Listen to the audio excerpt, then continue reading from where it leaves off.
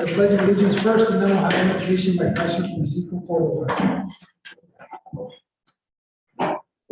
I pledge allegiance to the flag of the United States of America and to the republic, one nation under God, indivisible, with liberty and justice for all. Mr. Cordova, please.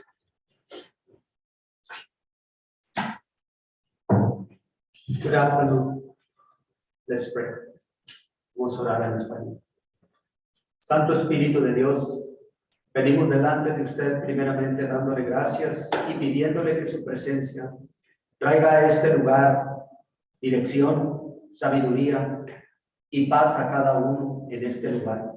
Que su amor y su gracia bendigan nuestra ciudad, que su presencia traiga capacidad, justicia y amor. Su palabra dice, si Dios no edifica la ciudad, en vano trabajan los que la edifican. Si Dios no guarda la ciudad, en vano velan los guardianes.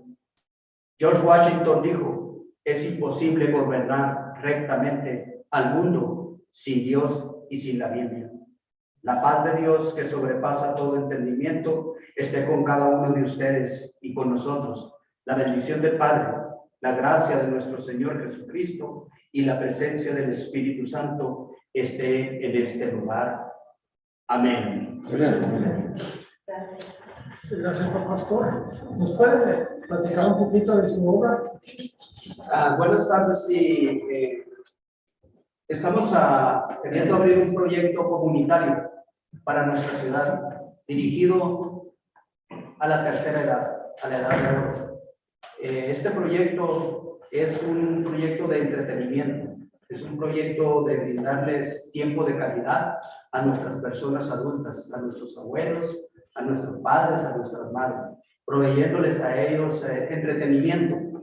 No es un acto religioso, es un acto, una labor social para que nuestras personas adultas tengan un tiempo de calidad y nos puedan brindar, ¿verdad?, de sus historias, de sus vivencias en esta ciudad. También queremos combatir el abuso, tanto físico como psicológico, por medio de diferentes grupos que ya están a la orden para ayudarnos, así como la Secretaría de Relaciones Exteriores, que nos va a brindar educación para adultos, nos va a proveer textos de libro gratuito, y otras instituciones como Casa Job, Ejército de Salvación de Sierra Vista, y estamos buscando del apoyo de la ciudadanía, ¿verdad?, para poder llevar a cabo este proyecto, para ayudar a nuestros seres queridos.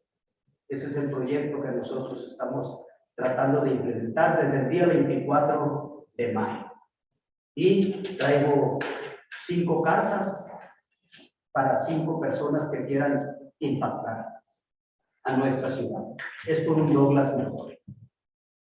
Muchas gracias, pastor. Muchas gracias por la oportunidad y que Dios les bendiga. Muchas gracias.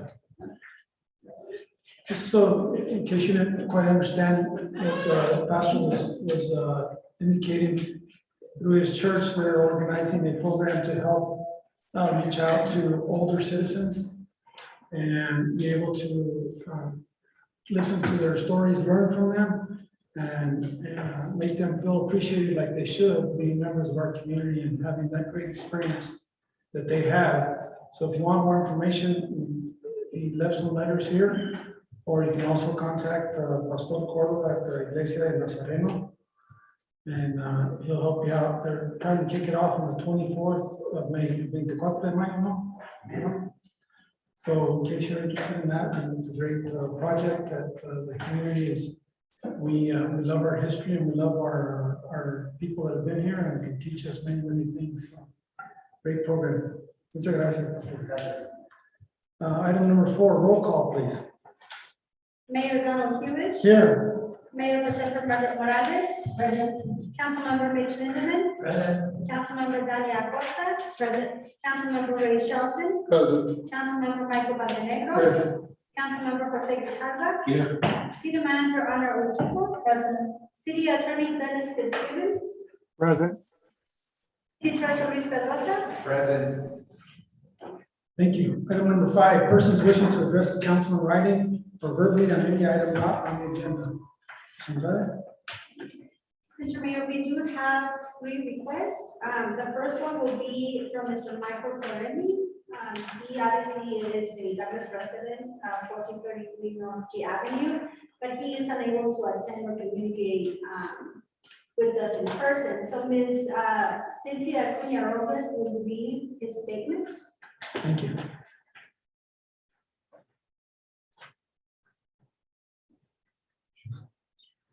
Okay. On the subject of the airport's proposal to lower sonic boom altitude to 5,000 above ground, I wanted to share some research and data. The visuals and citations are on the overhead projector. The orange line shows the peak sound pressure levels of about 148 decibels at 5,000 feet and 134 decibels at 30,000 feet. Since decibels follow a logarithmic scale that is 17 times louder, sonic booms are a type of impulse noise. For example, gunfire, thunder boom, hammer hitting a metal surface. According to the NIOSH, considerable research has shown that impulsive noise is more likely to cause noise-induced hearing loss than continuous noise of equal energy. Exposure to high-intensity impulses can cause acoustic trauma and instant mechanical damage to the inner ear. This is likely the cause because unexpected sudden noise, such as is the case with the sonic boom, does not give enough time for the body to activate protective acoustic reflex mechanism. Wikipedia acoustic reflex entry says because of this latency, the acoustic reflex cannot protect against sudden intense noises, and when triggered by sounds 20 decibels above the reflex threshold, the state studies reflex decreases the intensity of the sound transmitted to the cochlea by around 15 decibels. This mechanism, which is absent in unexpected impulse noise, thus making impulse noise more dangerous, gives around 15 decibel protection. Focused sonic booms can make a 30,000 feet sonic boom as loud as a 5,000 foot sonic boom. Sonic boom noise levels are not just about altitude. Sometimes sonic boom sound pressure can be focused depending on the maneuvering. Aircraft maneuvers at supersonic speeds such as dives, accelerations, or turns can cause a concentration of the peak overpressure referred to as focusing the sonic boom. In general, the peak overpressure for a focused boom are amplified 2 to 5 times. The table shows overpressure in pounds per square foot. Notice that when 30,000 feet overpressures are multiplied by 5, you get about the same overpressure as at 5,000 feet. This is how I estimate how you can get a 5,000 foot regular non-focused sonic boom at 30,000 feet. This is how you can get a 140 decibel sonic boom at 30,000 feet, although rare, it can happen. Focused sonic booms occasionally happen, and the degree of focus varies, which is why the increased overpressure ranges from 2 to 5 times as great. Thank you. Thank you very much. Next up, we have a request by Mr. Nathan Darius. Darius, please.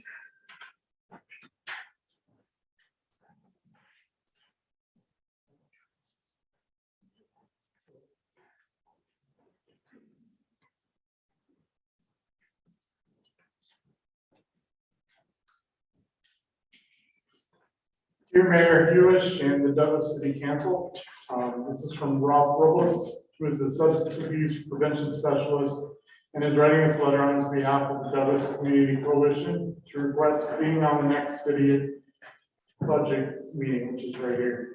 We are a group of people united to raise awareness and educate the community on substance abuse and its misuse. One main focus is youth who are in the grades 5th through 12th grade and are sadly dealing with underage drinking right now, marijuana and vaping issues that are exposed to them daily. To talk about these issues and how to help our youth make better choices, we host regularly for them. One of our goals and objectives is to keep youth off the streets and create a safe environment by providing them with evidence-based programs and free activities. One of the main activities we host is a teen night in hopes of recruiting more youth to attend these events, and of course, to talk about these issues and how to help our youth to make better choices. The Douglas Community Coalition has previously hosted teen nights with great outcomes.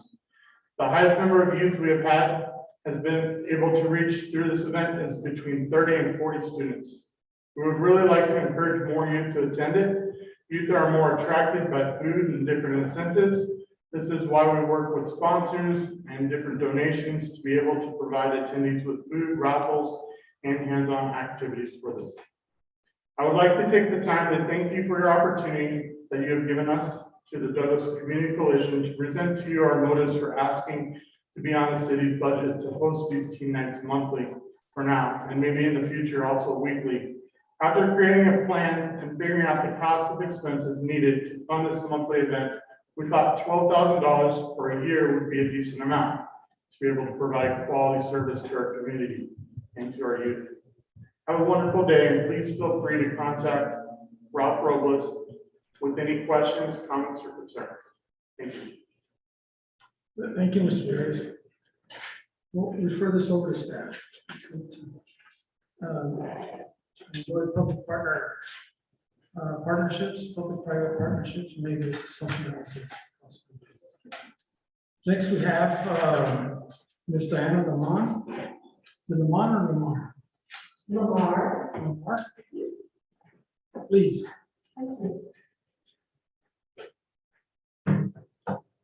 And I've come from some dirty work, so I apologize. That's all right. for my What's address. wrong with that?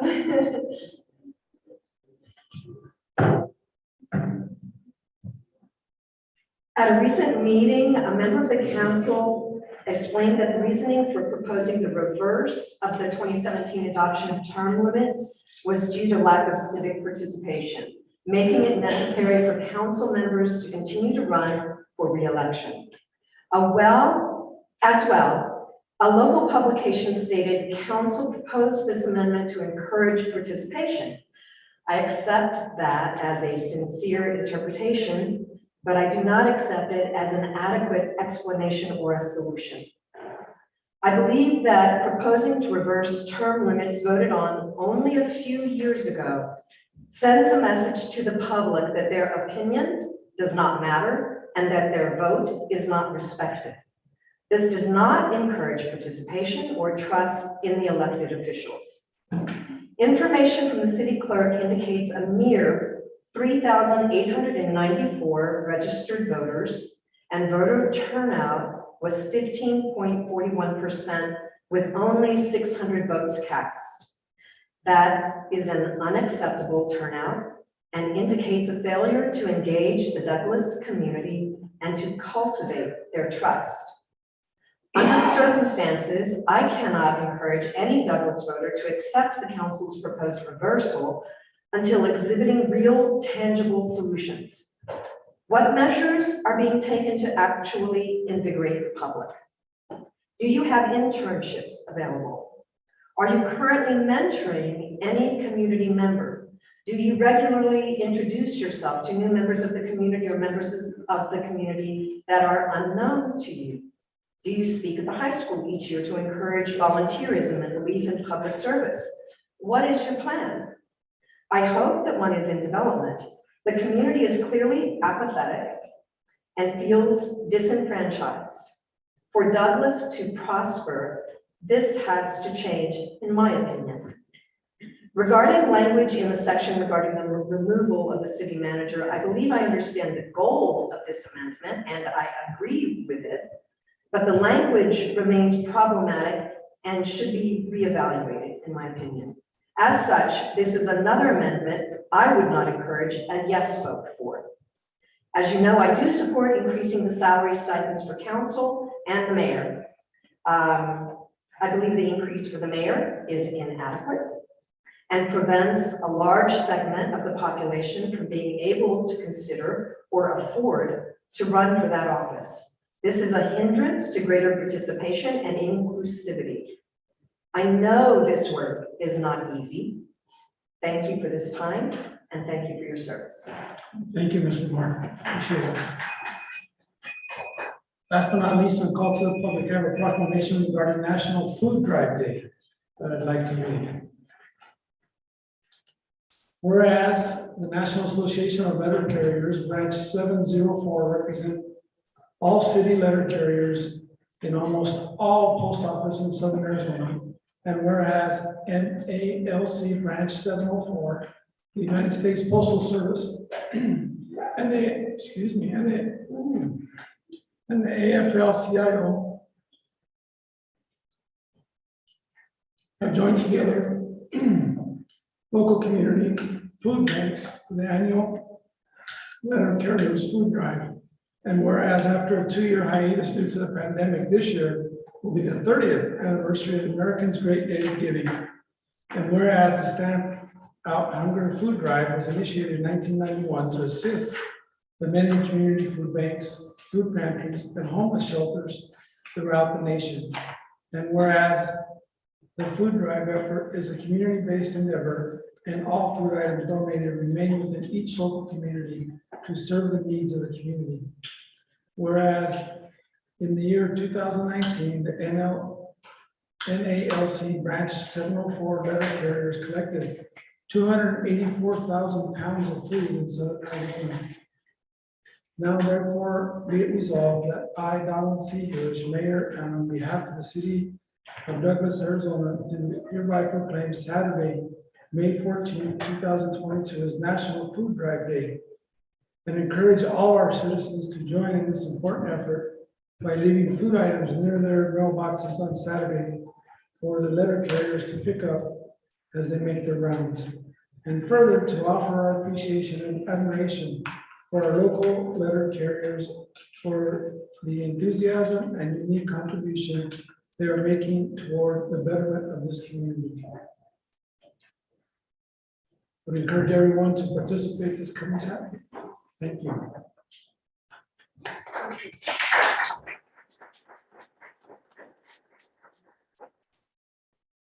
Item number 6, consent agenda items. We'd like to consider items A and B, and then we'll take items C and D separately. So may I have a motion to consider approval of consent items? A, expenditures for the month of April 2022, totaling $2,076,039.34, and meeting minutes for March 10th, 2022. May I have a motion? Mr. Mayor, Yes, Mr. Costa. I move that we approve consent agenda items A and B is listed. Is there a second? Second. Motion by Mrs. Costa, second by Mrs. Morales to approve consent agenda items A and B. Roll call, please. Councilmember Tejada, Yes. Councilmember Rodriguez, Yes. Councilmember Shelton, Yes. Councilmember Acosta, Yes. Councilmember Lindemann, Yes. Mayor Roberto Morales, Yes. Mr. Mayor, Yes, motion carries. Now consider item 6C, contract award to Stantec Consulting Services, Inc. for the design and construction management services for well number 18. Mrs. Keyhorn, Mr. Pedrosa, do you have anything to add to that? Yes, Mayor, members of the council, on this item, we bring forward, the need, the city is in need of more potable water production, and a new well site is needed to meet existing and future demands.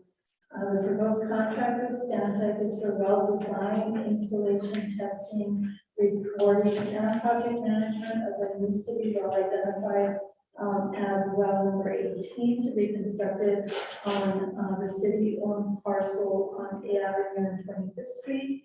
And Mr. Pedrosa, our deputy city manager, is available to speak to any of the background on this matter. Thank you. May I have a motion? Yes, Mrs. Morales. I move that mayor and council approve the contract award to Stantec Consulting Services Incorporated for the design and construction management services for well number 18. Is there a second? Second. Motion by Ms. Morales, second by Mr. Shelton to award contract to Stantec Consulting Services, Inc. for the design and construction management services for well number 18. Any discussion? Hearing none, roll call, please. Councilmember Lindemann, Yes. Councilmember Acosta? Yes. Councilmember Shelton? Yes. Councilmember Montenegro? Yes. Councilmember Alejandra? Yes. Mayor Pro Tem Morales? Yes. Mr. Mayor? Yes, motion carries. Item number 6D, bid award to Burns Construction for the purchase of city-owned real property with parcel number 410-32-121. Mrs. Urquijo? Yes, Mayor and members of the council, on February 23rd, 2022, staff prepared a bid packet for the sale of the city-owned vacant real property with assessed parcel number 410-32-121 on the southwest corner of 15th Street and Van Buren Avenue. Bids were advertised according to charter regulations. 2 bids were received, with Burns Construction having the most favorable bidding price. Mr. Pedrosa is available to answer any background on this item. Thank you. May I have a motion, please? Mayor, Yes, Ms. Morales. I move that mayor and council approve the bid award to Burst Construction for the purchase of city-owned real property with parcel number 410-32-121. Is there a second? Motion by Ms. Morales, second by Mr. Grijalva to approve the bid award to Burns Construction for the purchase of city-owned real property with parcel number 410-32-121. Any questions, discussion? Hearing none, roll call, please. Councilmember Alejandra? Yes. Councilmember Montenegro? Yes. Councilmember Shelton? Yes. Councilmember Acosta? Yes. Councilmember Alejandra? Yes. Mayor Pro Tem Morales? Yes. Mr. Mayor? Yes, motion carries. Item number 7A, second reading of ordinance number 22-1146. An ordinance of the mayor and council of the city of Douglas, Cochise County, Arizona, levying upon the assessed valuation of the property within the city of Douglas, subject to taxation, a certain rate upon which $100 of valuation is sufficient to raise the amount estimated to be required in the annual budget, and providing funds for general municipal expenses, all for the fiscal year ending the 30th day of June 2023, establishing severability of components of ordinance and establishing an effective date thereof. Mr. Pedrosa, please. Thank you. Good evening, Mayor, members of council. As you know, every year we have to levy our city of Douglas property tax.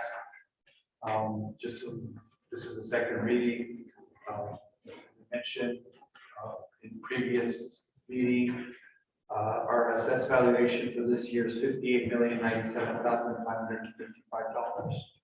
Primary assessed valuation went up $237,000 or 0.4%. 1.1 million was added to the tax rules in new construction. As a point of clarification from the last meeting, we mentioned that the tax levy will be the same as last year at 1.1591. When it actually we're recommending to lower the tax rate slightly. It was just a transposition of the last two numbers. It should be 1.1519, and that still keeps us pretty much level to last year. We're pretty much gaining taxes on the new construction alone, and we're basically compliant with state regulations as far as reporting is concerned. Staff recommends this for approval. Thank you. I have a motion.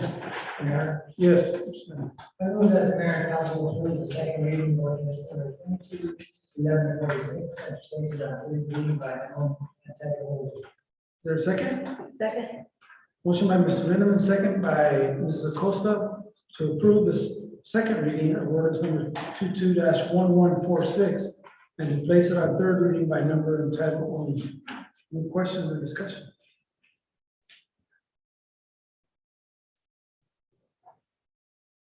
Hearing none, roll call please.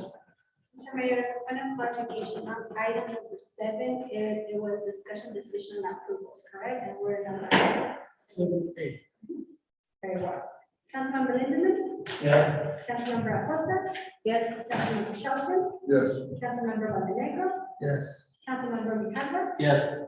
Mayor Pro Tem Morales? Yes. Mr. Mayor? Yes, motion carries. An ordinance of the mayor and council of the city of Douglas, Cochise County, Arizona, looking upon the assessed valuation of property within the city of Douglas, subject to taxation, a certain rate upon each $100 of valuation sufficient to raise the amount estimated to be required in the annual budget, and providing funds for the general municipal expenses, all for the fiscal year ending the 30th day of June 2023, establishing severability of components of ordinance and establishing an effective date thereof.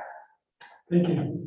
Item number 7B, discussion decision on first reading of ordinance number 22-1147. An ordinance of the mayor and council of the city of Douglas, Cochise County, Arizona, authorizing the acceptance of donated vacant semi-improved real property from Richard and Deborah Holman, consisting of 5 lots in block 2 of the La Paria Estates in the city of Douglas, establishing severability of components of ordinance and establishing an effective date thereof. Mrs. Keegan. Thank you, Madam Mayor, members of the council. I defer to our city treasurer also on this acceptance of the donation of grant. Mr. Pedros has a presentation on summarizing that on the side. Thank you, Mr. Kiko, Mr. Mayor, members of council. Richard and Deborah Holman approached the city of Douglas, interested in donating those 5 vacant lots on block 2 of Rancho Paria Estates. They're interested in retiring their investment here in Douglas and are seeking a donation or a tax credit for those 5 parcels. The 5 parcels are semi-improved, having all utility services available there. The home has agreed to pay all the property taxes owed up to the date of transfer of the property. The city currently owns blocks 3 and 4 of the Rancho Paria Estates, as you all know, and we currently have those out for bid. These 5 lots can also be sold for housing developments and proceeds to be utilized to fund city services and or a future established endowment fund. I would recommend acceptance of the 5 parcels for donation. Thank you. We have a motion for the placement of the ordinance. Yes, Mr. Shelton.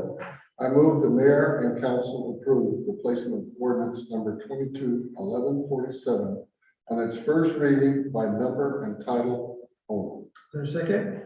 Second. Motion by Mr. Shelton, second by Mrs. Acosta to approve the placement of ordinance number 22-1147 on its first reading by number and title only. Any discussion? Hearing none, roll call please. Councilmember Ricardo. Yes. Councilmember Rodriguez. Yes. Councilmember Shelton. Yes. Councilmember Acosta. Yes. Councilmember Lindemann. Yes. Mayor Potempo Morales. Yes. Mr. Mayor. Yes, motion carries. An ordinance of the mayor and council of the city of Douglas, Cochise County, Arizona, authorizing the acceptance of donated vacant semi-improved real property from Richard and Deborah Holman, consisting of 5 lots in block 2 of La Paria Estates in the city of Douglas, establishing severability of components of ordinance and establishing an effective date thereof. Thank you. We have a motion to approve the first reading. Mr. Mayor, Yes, Mr. Shelton. I move that the mayor and council approve the first reading of ordinance number 22-1147 and place it on second reading by number and title only. Is there a second? Second. Motion by Mr. Shelton, second by Mrs. Acosta to approve the first reading of ordinance number 22-1147 and to place it on second reading by number and title only. Any discussion? Hearing none, roll call please. Councilmember Lindemann. Yes. Councilmember Acosta. Yes. Councilmember Shelton.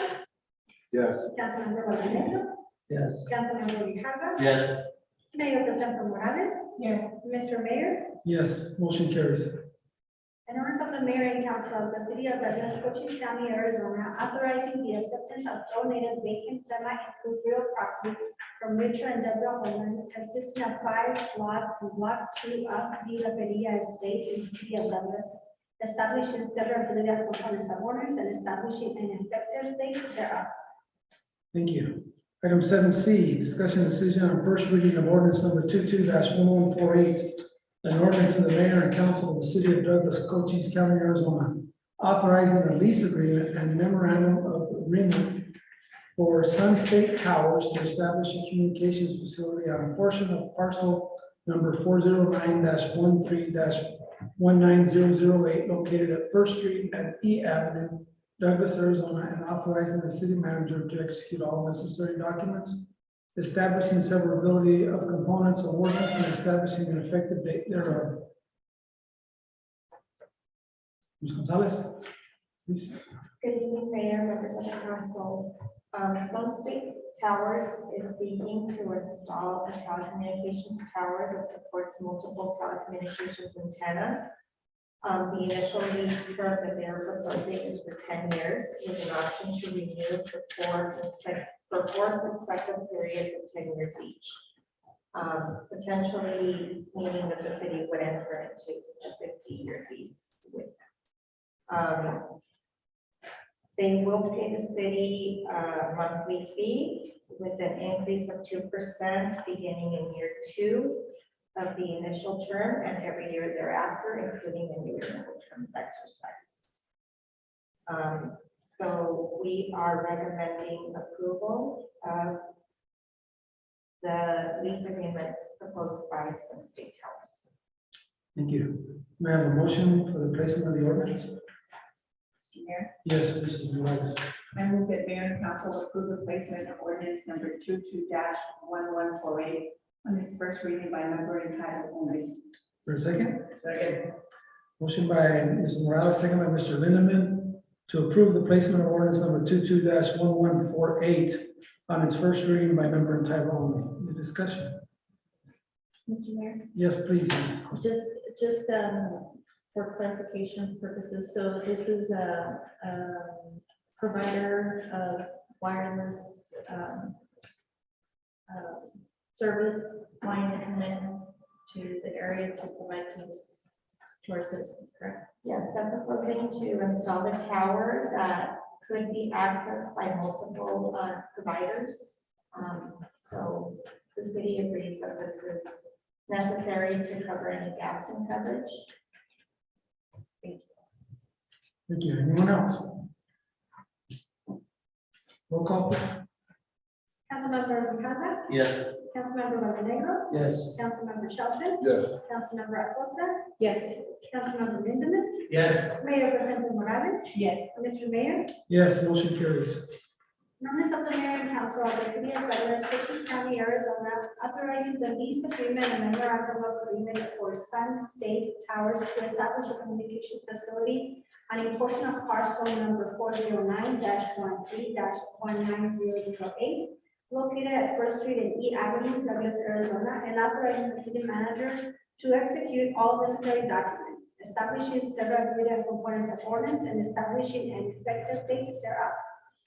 Thank you. Now a motion to approve the first reading. Mr. Mayor, Yes, Mrs. Morales. I move that mayor and council approve the first reading of ordinance number 22-1148 and to place it on second reading by number and title only. For a second? Second. Motion by Ms. Morales, second by Mr. Lindeman, to approve the first reading of ordinance number 22-1148 and place it on second reading by number and title only. Discussion. Hearing none, roll call, please. Councilmember Lindemann, Yes. Councilmember Acosta, Yes. Councilmember Shelton, Yes. Councilmember Montenegro, Yes. Councilmember Ricardo, Yes. Mayor Pro Tem Morales, Yes. Mr. Mayor. Yes, motion carries. An ordinance of the Mayor and Council of the City of Douglas, Cochise County, Arizona, authorizing the lease agreement and memorandum of agreement for Sun State Towers to establish a communications facility on a portion of parcel number 409-13-19008, located at First Street and E Avenue, Douglas, Arizona, and authorizing the city manager to execute all necessary documents, establishing severability of components of ordinance, and establishing an effective date thereof.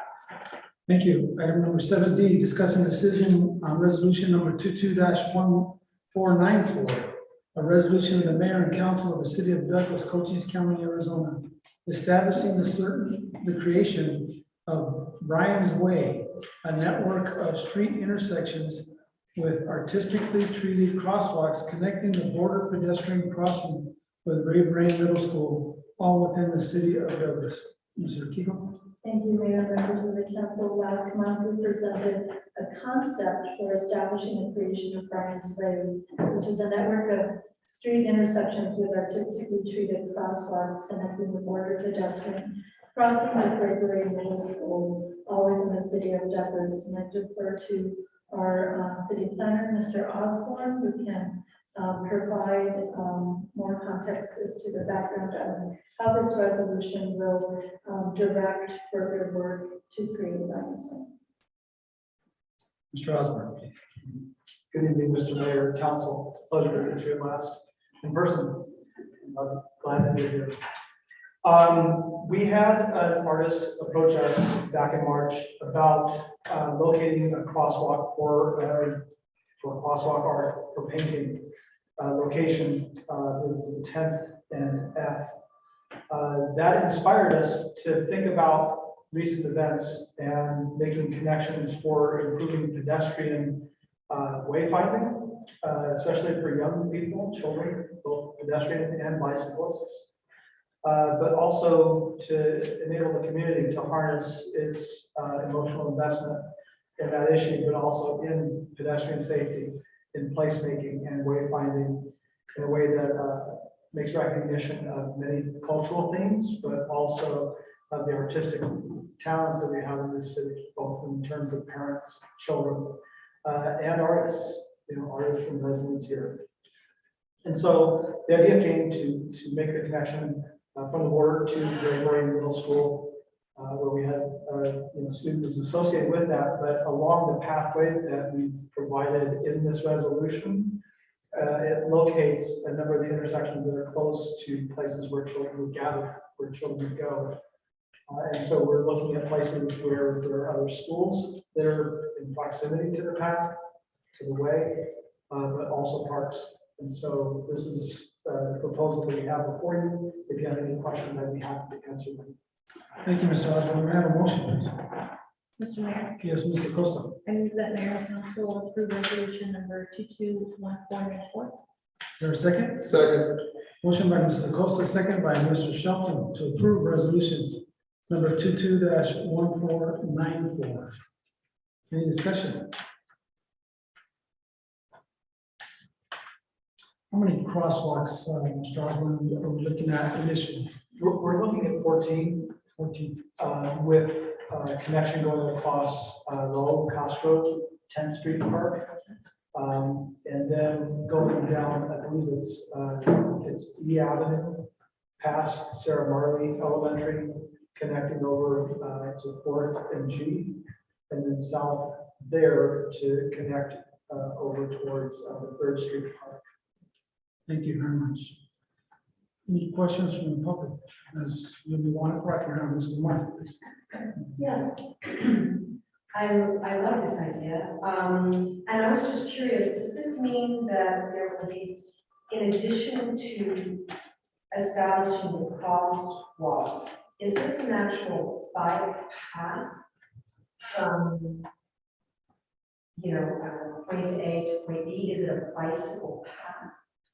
Just for clarification. Mr. Osborne, please. I think what we're looking at with this proposal is for improvement of intersections for crosswalks, to draw attention to them, to also have the opportunity, whether we consider to be marketing or simply outreach to our community, to be involved in the artistic process, that there be painting done to connect the crosswalks. Basically, the crosswalks wouldn't be the standard like bars. They would actually be artworks, perhaps that are inspired by the people who are involved in art, but also having some involvement from the mayor and council, and setting out perhaps some of the themes.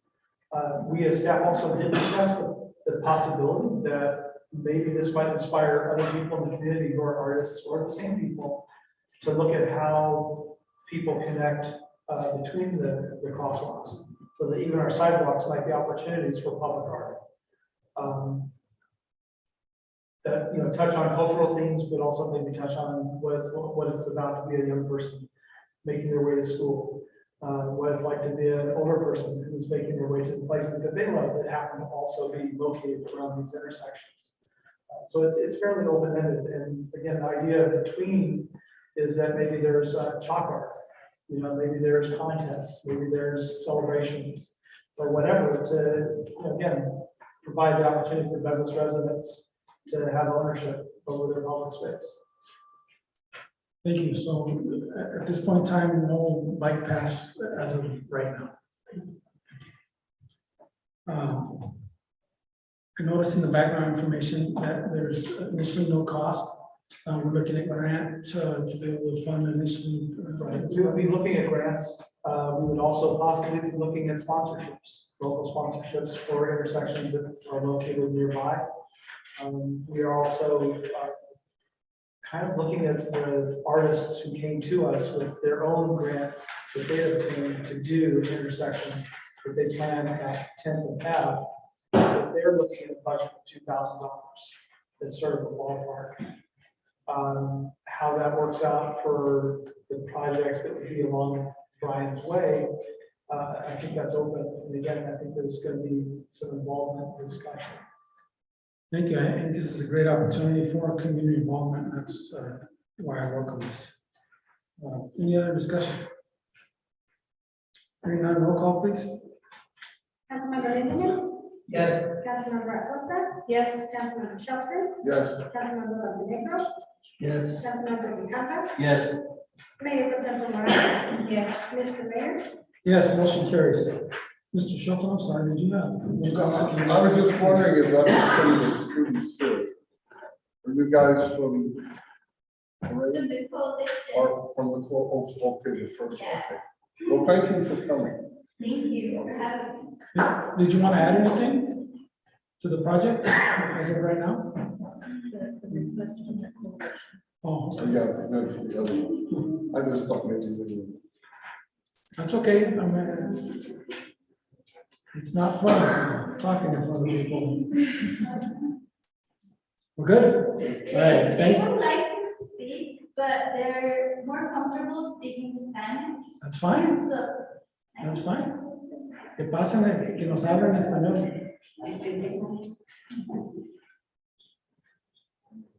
Está bien, con toda confianza. Relájate.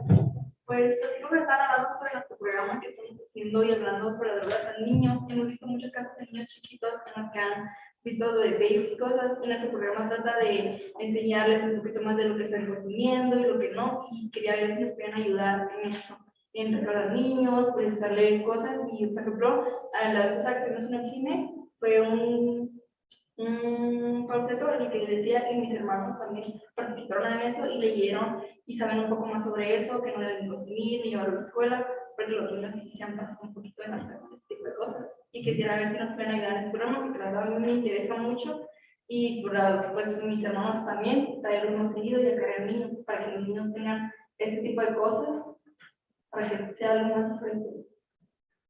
Perfecto. Muchas gracias. Gracias. Buen deseos. Thank you very much. Thank you. Item number 7E. Thank you, Mr. Shelton. Discussion decision on resolution number 22-1495. A resolution of the mayor and council of the city of Douglas, Cochise County, Arizona, authorizing the city of Douglas to enter into a reimbursable grant agreement with the Arizona Department of Transportation in the amount of $400,000 for phase 3 of the installation of the security perimeter fencing at the Douglas Municipal Airport as part of the ADOT's Airport Development Program. Mr. Keeble. Yes, Mayor, members of the council, I defer to the our city treasurer and the city manager to the Within its 5-year ADOT Aeronautics Capital Improvement Plan, the city applied for phase 3 of the perimeter security fencing project for the Douglas Municipal Airport. ADOT announced on February 1st that the city would be awarded a reimbursable grant of $400,000 for the project. So in 2016, the city began installing the entire perimeter fencing, starting with phase 1. In 2018, it installed phase 2, which encompassed most of the east side and south side of the airport. Basically now ADOT is awarding the final phase to fully enclose the airport. Security fencing will help with unauthorized people entering the airport, so securing the runway and the equipment there located. The grant is actually 100% reimbursable. Realize that the packets say 98% and 10% match. We were told that now it's 100% reimbursable with no match required. The grant agreement is for 20 years that will obligate the city to retain the installed assets for that period of time. If the city were to give up the property, like let's say through a sale, the grant amount would need to be paid back to the state at an amortized rate. And staff recommends approval of this grant. Thank you very much. May I have a motion, please? Mr. Mayor, Yes, Mr. Costa. I move that mayor and council approve resolution number 22145. Is there a second? Second. Motion by Mrs. Costa, second by Mrs. Morales to approve resolution number 22-1495. Discussion, please.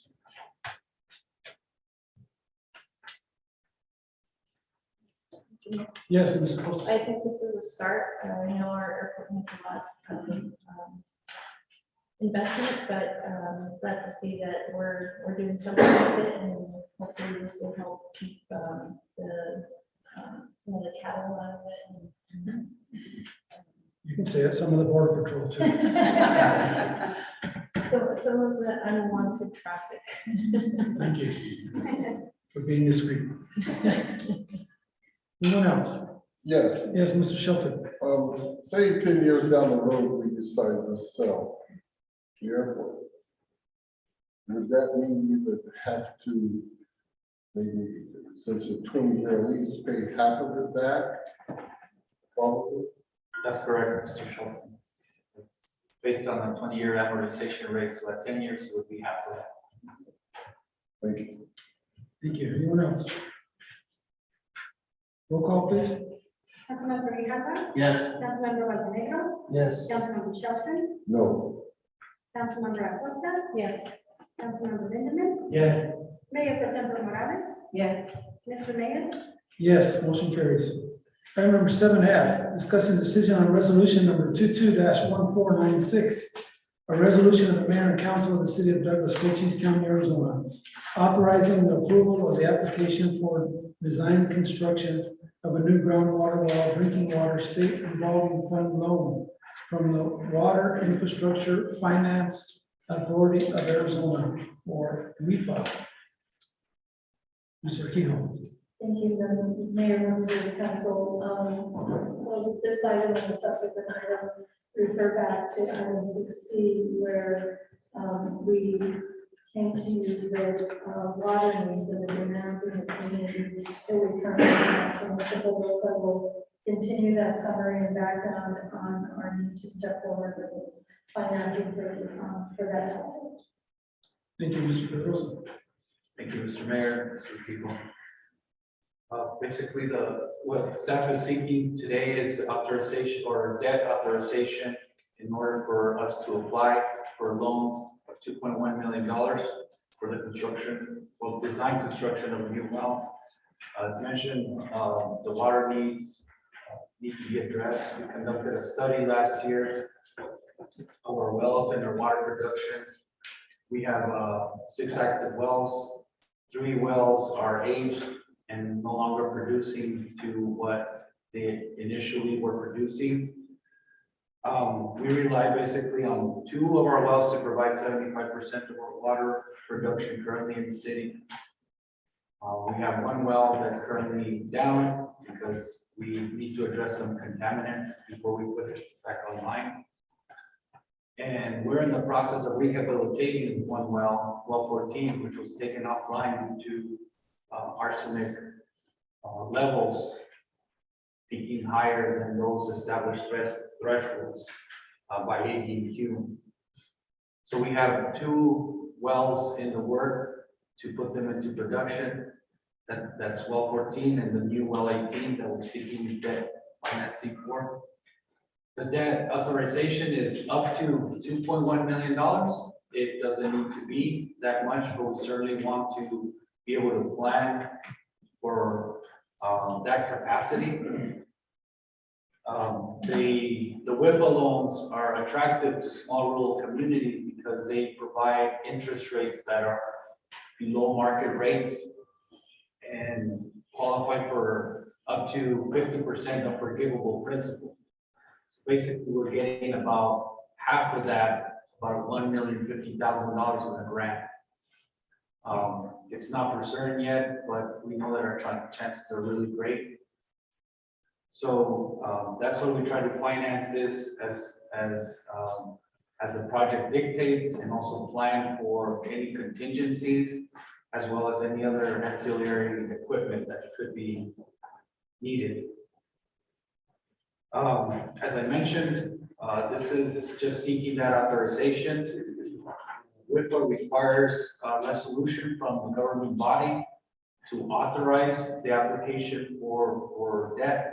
We just merely submitted a non-binding application at this point, and that and are at the juncture to really request from the mayor and council authority to apply for this debt. Thank you. May I have a motion? Yeah. Yes, Mr. Lee. I move that the mayor and council approve resolution number 22-1496. There a second? Second. Motion by Mr. Lindeman, second by Mr. Shelton to approve resolution number 22-1496. Any questions or discussion? Mr. Chairman. Yes, Mr. Costa. I know that the rate increase that was voted on and passed earlier in the last few months, part of the reason for that rate increase was to either service or reactivate or build a new well. How is that rate increase being applied or used for this part? Thank you, Mr. Costa. This rate increase will serve to pay down that debt that will be absorbed as a result of this borrowing. Well 14 will also, the rehabilitation of that well will also be approximately $1 million to $1.2 million. We're also seeking a grant for that, and to potentially cover it about 50% through USDA, not WIFA, but this is a different grant.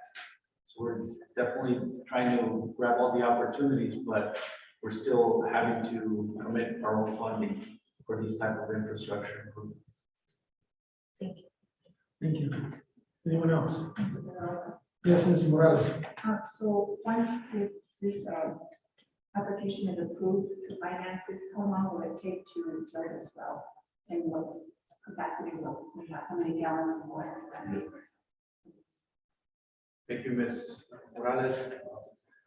We foresee about a 1-year time frame to build and construct this well. That's pending, the logistics or the challenges in construction that are being experienced right now, so that could be a little bit longer.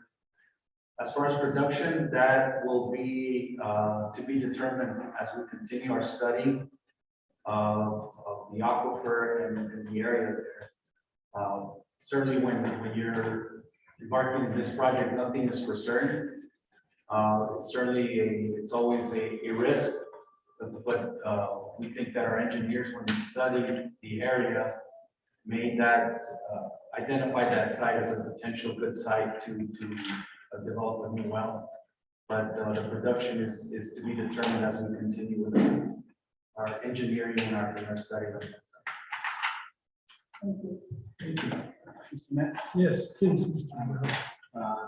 Mr. Pedro, I was remembering that list you had about all the things that we needed. That's why we need the rate increase, and just like Mrs. Acosta said, we appreciate your transparency, because we need to take this out to the public and tell them this is what your money is being used for. Have town halls, have more communication to get that confidence in these decisions. So I do appreciate your hard work, and also this is the second item for our grants. So I appreciate our grants writer to come out here and introduce herself next meeting, hopefully, so the public can know how hard you all are working, and I appreciate that. Thank you. Thank you. Thank you, Mr. Graham. Anyone else? Okay, there's a motion on the floor to approve resolution number 22-1496.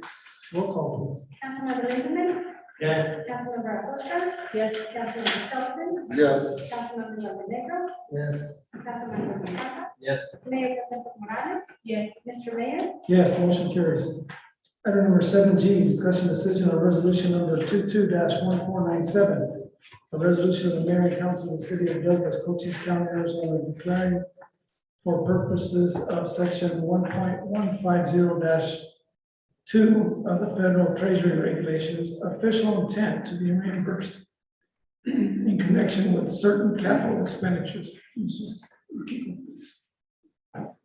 I defer to Mr. Rosa to continue the item with the full process. Thank you, Mr. Kiko. A related item to this, to the previous one. This resolution basically establishes our intent to borrow federal funding and to establish ourselves with the intent to reimburse ourselves if we incur any costs previous to actually getting approved to the loan. This is an advice from our bond counsel to really go through this process and also not delay, because we know that the loan process and loan authorization can be time consuming, and we want to run both in parallel, both the design and the loan process. So in order to do that, we want to make sure we were able to go back and reimburse ourselves with any expenses incurred before the loan is actually approved. Thank you, Mayor. Motion. Mayor, Yes, Ms. Morales. I move that mayor and council approve resolution number 22-1497. There's a second? Second. Motion by Ms. Morales, second by Mr. Bobanegro. To approve resolution number 14-97. Discussion, please. Hearing none, roll call, please. Councilmember Grijalva? Yes. Councilmember Valentino? Yes. Councilmember Shelton? Yes. Councilmember Acosta? Yes. Councilmember Lindemann? Yes. Mayor Pro Tem Morales? Yes. Mr. Mayor? Yes, motion carries. Item number 7H, discussion decision on resolution number 22-1498. A resolution of the mayor and council of the city of Douglas, Cochise County, Arizona, approving the execution of an amendment to the intergovernmental agreement between the city of Douglas and Cochise County for animal shelter in the city of Douglas, Arizona. Mr. Kiko. Members of the council, Chief Bowen is prepared to go through the reason for amendment to this IGA, which we have which has been active since 2007. So, Chief Bowen. Thank you, Chief. Good evening, Mr. Mayor, members of the council. As stated, this is the first amendment to the intergovernmental agreement between the city of Douglas and Cochise County for animal shelter services that the city provides and has provided since the original agreement was entered into in 2007. The mutual covenants, conditions, and obligations for the city and the county that are contained within the agreement becomes effective upon approval by the Cochise County Board of Supervisors, as well as approval by mayor and council. The agreement establishes the annual rate of $60,126.34 for fiscal year 2023, which is also based on the assumption that county originated animals comprise 30% of the total animal population at the shelter. Fluctuations of 10% plus or minus within the county originated population for 2 successive quarters will result in an amendment to the annual compensation paid by the county. It includes annual increases. Somebody's having having to find that was great. The agreement includes annual increases of 3% starting in fiscal year 2024, and the agreement automatically renews for 3 successive fiscal years. And staff is requesting that the amendment be approved. Thank you. May I have a motion? Mr. Mayor, Yes, Mr. Shelton. I move that the mayor and council approve resolution number 22-1498. Is there a second? Second. Motion by Mr. Shelton, second by Mr. Valdenegro to approve resolution number 22-1498. Any discussion? Hearing none, roll call, please. Councilmember Lindemann? Yes. Councilmember Acosta? Yes. Councilmember Shelton? Yes. Councilmember Valentino? Yes. Councilmember Grijalva? Yes. Mayor Pro Tem Morales? Yes. Mr. Mayor? Yes, motion carries.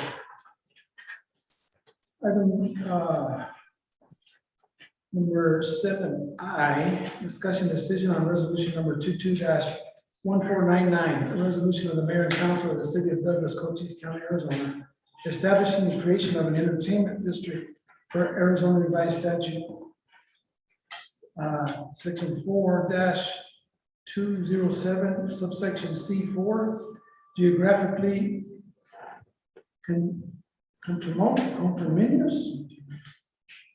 That's a good word. With the existing historic preservation HP overlay zoning district of the city of Douglas. Mr. Kimo? Thank you, Mayor, members of the council.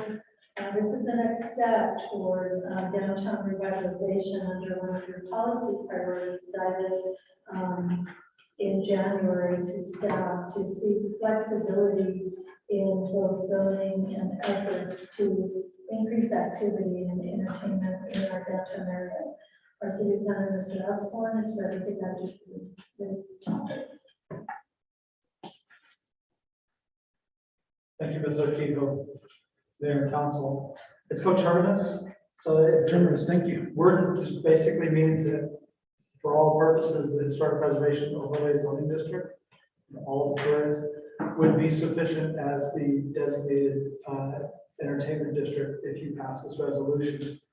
Within the entertainment district, by statute, it allows for council discretion on liquor licenses to be issued within that area. Outside of that area, the Liquor Control Board and the requirement in statute for being 300 feet in minimum from schools or churches would still hold. Within the entertainment district, as designated in a resolution, you would have the discretion to review applications for liquor licenses. We looked at this opportunity because we know that there are folks who want to do business in Douglas, who would like to be able to brew locally, to distill locally. And without the entertainment district designation, or the historic preservation overlay zoning district, uses that we suggested would be allowed in that zoning district really wouldn't, within except a small area between, basically between 10th and 8th along G, and a few areas off to the sides where really we have colonias or we have other sorts of development that's much lower in scale. We do have in the report mentioned that we do have still for the allowance of restaurant licenses where liquor can be served, but only on premises. And the restaurant has to have at least 40% of its gross revenues from food, at least. And so if we have a place where their primary thing is to make local beer or to make local ales or to make local whiskey that echoes some of the history of this community, they wouldn't be able to do that unless they were within that small area that isn't within 300 feet of a church, an existing church or school. I'd be happy to answer any of the questions. Thank you. I have a motion. Mr. Mayor, Yes, please, Mrs. Acosta. I move that Mayor and Council approve resolution number 221499. Is there a second? Second. Motion by Mrs. Acosta, second by Mrs. Morales to approve resolution number 22-1499. Any questions or discussion? Mr. Mayor. Yes, Mrs. Acosta. I know you mentioned, Mr. Osborne, the council discretion on the issuance of liquor permits or license. Would that also, if there were any issues or problems, would we have the same discretion to take those back, or how, do you know how that works? I'm not entirely sure if that, I think it's simply for the issuance. Recognizing that there are benefits, the revitalization of downtown, economic development opportunities throughout our downtown, but also recognizing that you as a council would have the discretion to see, well, this location isn't appropriate for that. There are more appropriate other locations, and perhaps those should be explored. Those are discussions that we have, but you're looking at the criteria that are set out, and they're fairly general. in the resolution, but it would basically say that here's the thing that we're still going to be concerned about. But you would have a discretion, it would be the liquor board's discretion to make those decisions. And so if you have the opportunity at the Brophy building, for instance, we would not have that opportunity yet. At any of the buildings that are located along 11th Street to the east of G, we wouldn't have the opportunity. We wouldn't have the opportunity anywhere along G going north all the way until you get to, I believe it's 14th.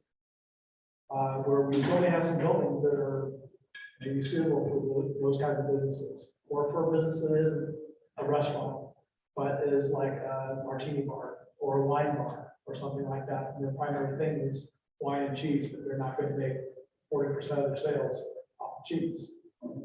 So I mean, these are the things that we would have to consider, but you guys as the council would have the opportunity to do that. You have the discretion within the designated entertainment district. Sure, and I understand, I am the proponent of downtown revitalization, and I understand what, you know, the entertainment district can bring to downtown.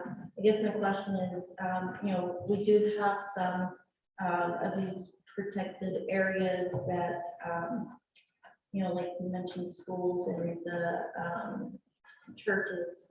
So my concern would just be if there were any problems with granting, you know, one of these permits to somebody that's in close proximity to these locations, and then we find out that there is an issue, you know, what kind of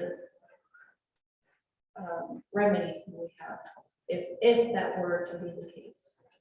Mayor, if I may, Yes, please. I think the question could be directed to our legal counsel available on the question on what happens post-issuance in a situation like this when somebody already licensed has issues or problems that, Dennis, would you be able to guide us through statute on that type of process, or perhaps guide that question directly on post-issuance if there are issues beyond what's already been allowed under the possible resolution for the changes?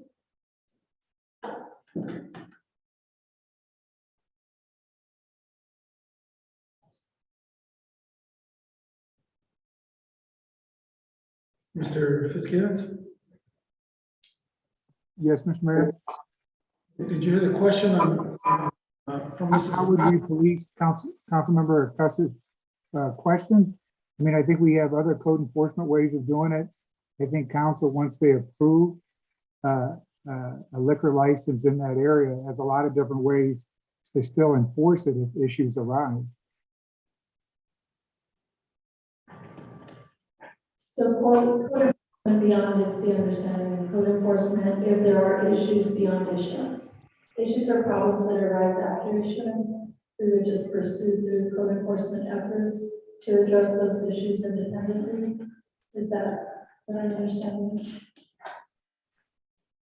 And I think we can also put on restrictions when we do approve it. I mean, if the church or school or somebody who comes in and has concerns, I think we can address it at that point too, before we ever approve the liquor license. So what you're suggesting, more transparent and or making it a little bit slower, our process of approval, so that everybody has an opportunity to comment. Right. I think the entertainment district's a great idea. I think they work very well. I just think if there's a liquor license going to be considered by council in that area, we just want to make sure everybody knows when council's going to consider it, so they can come in and let their voices be heard. And if they do raise an issue that we think needs to be addressed, I think council can raise it at that time. Thank you. If I may ask any members of the public on our system, if you can mute your phones, please.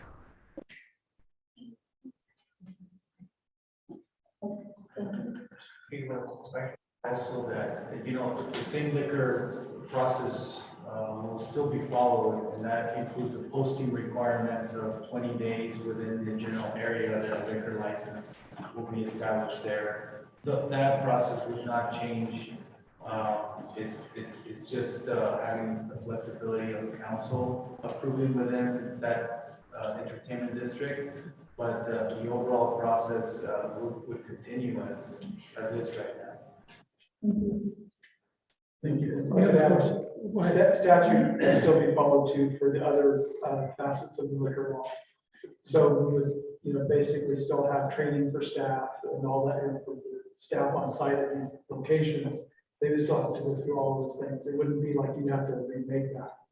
But your part would be, especially under, I think it's subsection B, effects, is that the proposed use, that specific proposed use, is materially detrimental to and will not adversely affect as a result of hours of operation, noise, road traffic, parking, safety, and pedestrian accommodation. But those are the things that you'll focus on, and also for those impacts on schools and churches, that those things are made as minimal as possible.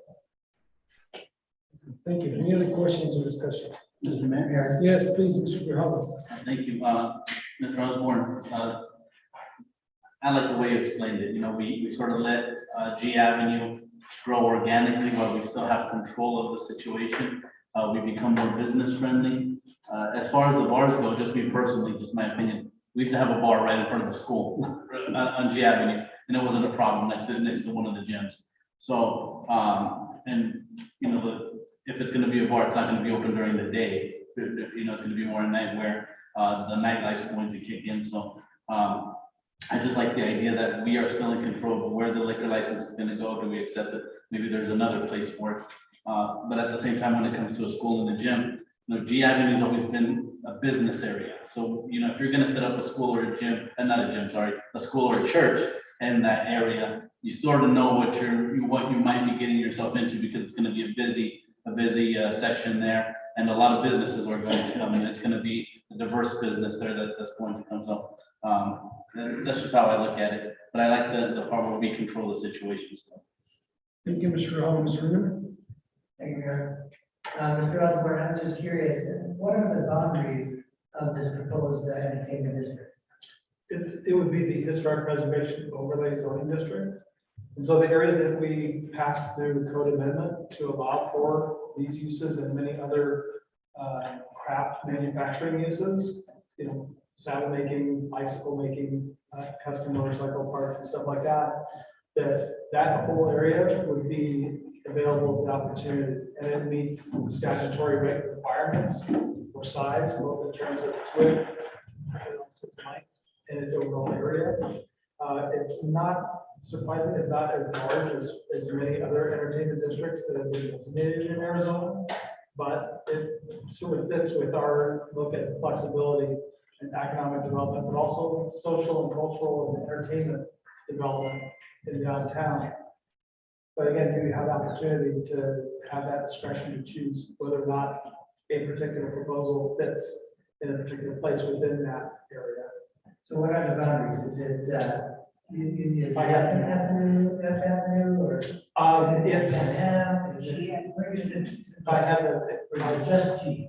It's, no, it's basically an area that includes, I believe, up to 10th Street Park to the east. It works its way around the neighborhood down towards, I think it's along F4 E, down to 5th Street, but it's not a square, so it has its jogs and so forth through alleyways, and eventually works its way over to Pan Am, to where it just captures in the YMCA Old Depot building, and then comes back over and works its way then up along Pan Am to then cross over to take in the old police station, the old police station. I was confused because earlier you mentioned between 8th and 10th. Oh, That's not.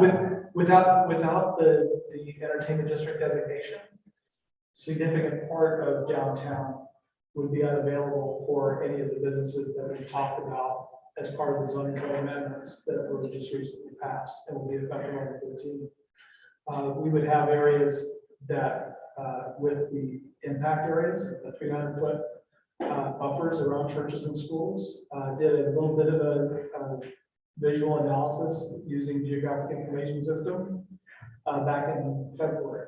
And brought the item to you earlier. And you can see that there is just a small amount of area along G between 10th and on one side of 10th, the west side of 10th, going down to just north of 8th. So it's mostly the historic area. In a very small area along G, but it also could expand out where we have other less intense uses, where we might not necessarily want to see as much of the opportunity.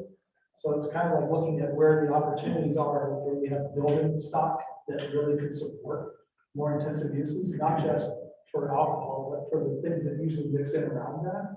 So you're saying there are not really set boundaries? With the historic preservation district, there are. It's just I don't have a map in front of me, and it's not in the packet. If you'd like, I can bring up, I think might be able to work with, say to. If it's okay with the council, what I'd like to do is take a, because I need a 5-minute break. To do that, if you want to try to secure that map, and we'll continue on the discussion on item 7I. That's okay, we'll stand adjourned for 5 minutes at 7:15.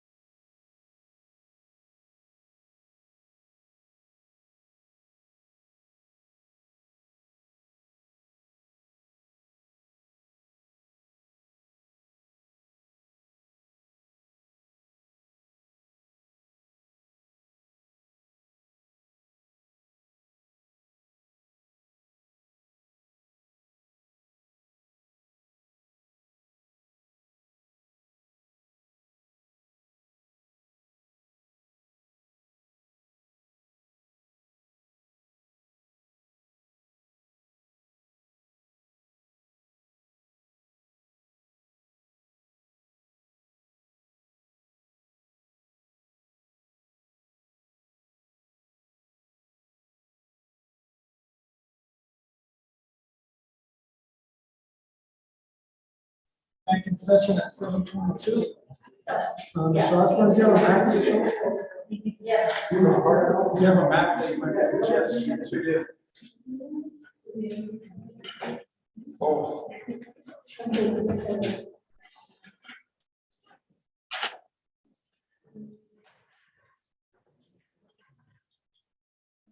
Thank you again, Jose.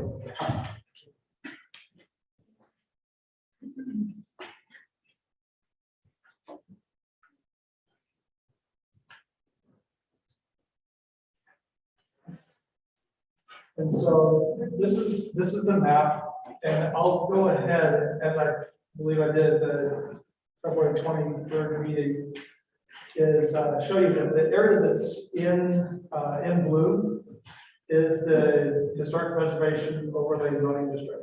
That blue shape, and I'll walk to the screen and show. The south part is between 6th and 5th, running between the alleyway between F and E and H Avenue. It then comes over between 7th and 8th along the alley to go to Pan Am, works its way up, incorporates the YMCA or Santa Fe Pacific Depot, and it works its way up to the properties that include the other depot where the police department is located today.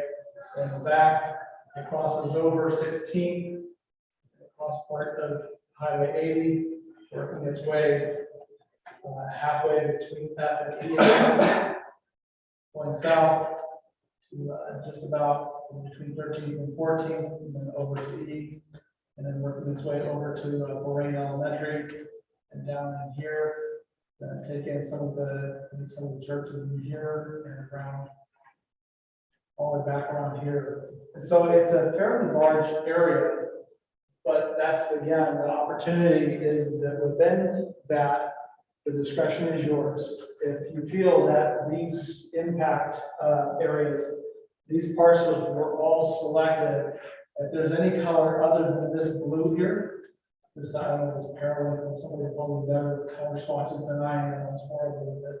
But all these different colors that are in here, those are impacted parcels, or parcels that would not be able to have a liquor-related use unless it was a restaurant that sold 40% of its proceeds or its revenues were from food.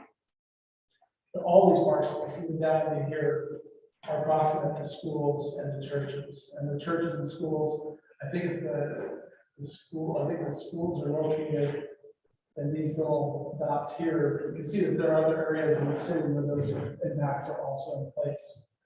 But yeah, it's just right in here where we have like a prime opportunity without the entertainment district. And several of the properties are vacant. The gas station is right here. The Brophy building right here. The Grand Theater is right here. And a number of other buildings that again have significant size and opportunity would be counted out of that. But again, it doesn't mean that you can't say, well, it's sure we designate it within the historic preservation overlay zoning district to allow for our discretion. But there are certain areas where we still feel like it's not appropriate as a location because it is too close to a school. It is too close to the city or an elementary. But in some areas that are closer to downtown, you have the discretion to say it's going to be okay. We have the impacts, we know what they are, we're asking for mitigation and expectation of mitigation for these things so that they don't become problems. But all that would be again through the entertainment district designation. Right now, it's up to the liquor control board as to whether or not the permanent license would be able to be located in Douglas. Thank you, Mr. Osborne. I think that clarification, I think that the public would, like some more of the specifics, and I appreciate that. So thank you very much. Welcome. Thank you, Mr. Whitman. Anyone else? We have a motion on the floor made by Mr. Acosta, second by Ms. Morales to approve resolution number 1499. Roll call, please. Councilmember Linder? Yes. Councilmember Acosta? Yes. Councilmember Shelton? yes, Councilmember Valentino? Yes. Councilmember Quintana? Yes. Mayor Sotelo Morales? Yes. Mr. Mayor? Yes, motion carries. Item number 7J, discussion decision on resolution number 22-1500, a resolution of the mayor and council of the city of Douglas, Cochise County, Arizona, authorizing the city manager to execute a renewal to the intergovernmental agreement between the city of Douglas and Cochise College to provide reliable passenger transportation services to college riders, combining resources to continue to promote educational opportunities and foster economic development in the city of Douglas. Mr. Kiko? Thank you, Mayor, members of the council. This is a great partnership we've had for many years with Cochise College, and we're able to extend out the Cochise connection with both Douglas and Sierra Vista campuses. So this is a continuance of that IGA. Our council manager will provide us, Mr. Rivera, the guidance on what the particulars of that. Thank you, Mr. Rivera. Mayor Council, this is just the IGA renewal to the city of Douglas, Cochise County. Douglas Rising and Cochise College we want to renew the IGA that transport students from Douglas and into the Douglas Cochise College campus. The college wishes to continue to subsidize the cost of all college riders, whether they're going to Douglas or Chula Vista campus. The total contract price that will be paid by the college for the fiscal year 2022-2023 is $25,000. It's an increase of $1,000 from the last year's contract, and this is due to increased operational fuel costs.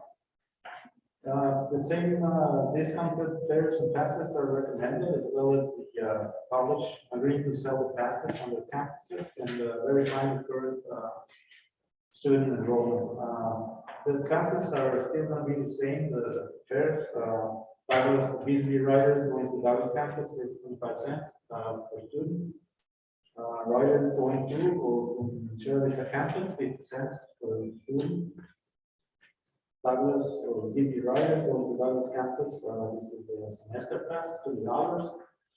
And riders going to or from Sierra Vista campus, this is the semester pass is $40.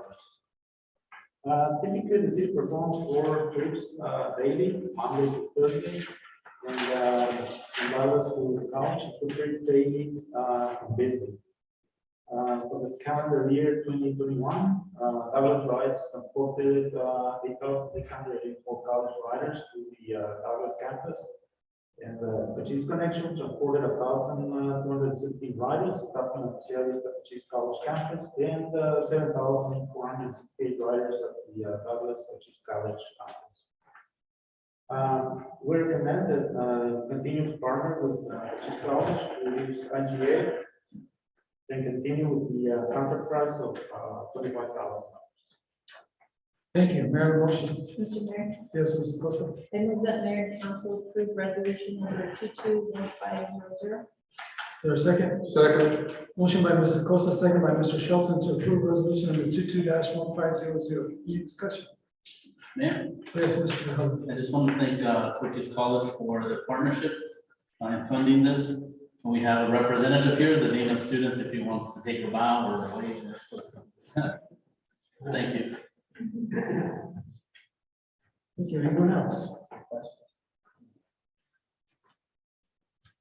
Roll call, please. Councilmember Nicaragua? Yes. Councilmember Romero? Yes. Councilmember Shelton? Yes. Councilmember Acosta? Yes. Councilmember Linderman? Yes. Mayor Pro Tem Morales? Yes. Mr. Mayor? Yes, motion carries. Item number 7K, discussing decision on acknowledgement of citizen petition related to naming city facility after Sergeant Frank G. Raycroft. This is what keep it. Thank you, members of the council. On April 6th, Mr. Leslie Pollard submitted a citizen request for naming facility after U.S. Army Sergeant Frank G. Vega. After other considerations, Mr. Pollard returned on the 27th of April with a signature petition to request the city facility naming for further consideration. Under our guidelines, administration has reviewed the request and determined that the request meets the needs of the naming facility guidance and recommends acknowledgement of this petition for today's meeting. So we are just accepting the petition at today's meeting. There is a public process or comment period that needs to take place. And the recommendation is that the item be placed at a regular subsequent council meeting with the inclusion of a comment allowance or period from the public on the issue. Thank you. May I have a motion? Mr. Mayor? Yes, Mr. Costa. I move that mayor and council acknowledge receipt of Mr. Fowler's petition request and an item be placed at a regular council meeting for consideration of this. Is there a second? Second. Motion by Mrs. Costa, second by Mrs. Morales to acknowledge receipt of Mr. Paul's petition request and that the item be placed on a regular council meeting for consideration and decision as per our charter. I just had it that last time, so that was an important motion. Any discussion? Hearing none, roll call please.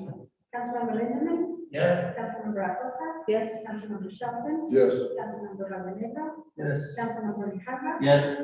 Mayor Pro Tem Morales. Yes. Mr. Mayor. Yes, motion carries. Item number 8, city manager reports, Mr. Kiko. Yes, thank you, Mayor. First of all, I want to clarify that Mr. Rivera is our councilman, not our housing manager, but I just assigned him new tasks. I'd like to remind our community that we have a second town hall as an informational session for our upcoming special election. That town hall will take place tomorrow here in the council chamber at 5:30. Staff will produce a series of information slides to provide clarification on how to better understand the city pamphlet intended for the special election on May 17th. So again, tomorrow, 5:30 here in our council chamber, that will also be live streamed on YouTube. And also just a reminder that we have our 7th annual Douglas Day celebration this Saturday and Sunday. So encourage everyone to come out to Raul Castro Park and help us celebrate Douglas's birthday. Thank you. Thank you. Item number 9, informational items and reports from council and future agenda item requests, Mr. Rihana. Thank you, Mayor. I wanted to quickly thank Richard Rosales. He came down to Douglas last month. I had lunch with him.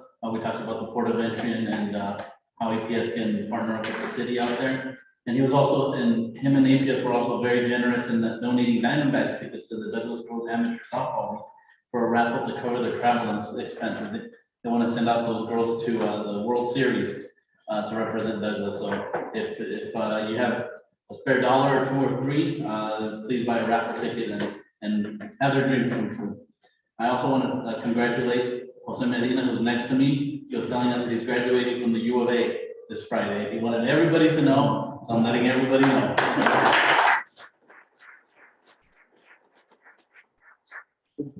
I also wanted to vouch for a process that was talked about for the reorganization by the city manager. Ever since I've been coming down to City Hall, everybody's been busy, everybody's had different tasks, but it's running more efficiently than it has as long as I've been here. So I wanted to thank the city manager for that reorg. And I also wanted to have everybody come out for the Douglas Days Parade at 10 a.m. on Saturday. I'll be throwing candy out. So that's when the public is excited to see a politician when they throw candy. So hopefully I'll see you out there. Thank you. Thank you, Mr. Rihana. Anyone else? Mr. Mayor? Yes, Mr. Costa. I just also like to encourage everybody to attend the Douglas Days Parade. I know I just saw an invitation for our seniors or senior graduating class, and maybe even for college graduating classes. That would be really cool to see. Education is obviously important. It's good to encourage these young community members. And the other thing too is Douglas Community Coalition. They're doing some good work for our youth. As you saw, we actually had a few young people in our audience today.